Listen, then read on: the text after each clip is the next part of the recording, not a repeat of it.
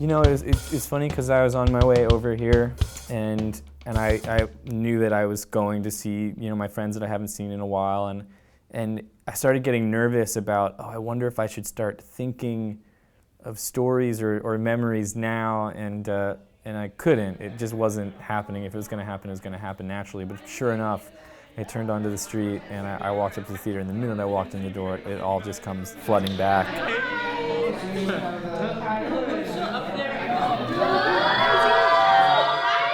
This is where our love blossomed. Mm-hmm. It's where it was born. It was where it was born. Yeah. It's so crazy. It's so crazy to sit here right now. I know. In the dressing room. It felt kind of like summer camp being here. It felt like it was over the summer. We we started previews in May. I remember that. Having the opportunity to be in a small space such as the Atlantic is so incredible because it's just really about you and your performance, and that's it. And it's the opportunity, you know, to really create a character and create a role, especially just because there was no pressure here. This was just about us doing really good work. To make it as real and as stripped down and just there in front of you as possible, I think that is really hard to do in most places, except for a very special space like this where you walk in and you kind of feel like you could be in someone's living room, but you're in a theater and you're also in a church. The church feel, definitely. It gives it this whole vibe. I feel like the cool thing about starting off in this space is that this space was recreated for the Broadway production.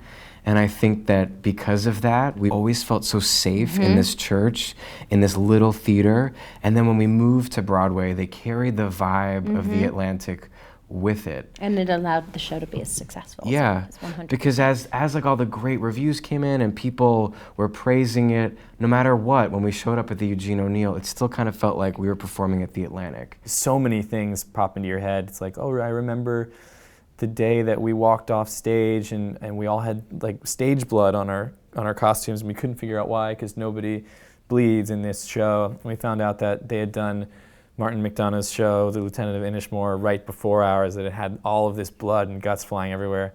And it had gotten into the rafters and hardened, and then we did our show in the summertime, and so it would get so humid that it would start melting again.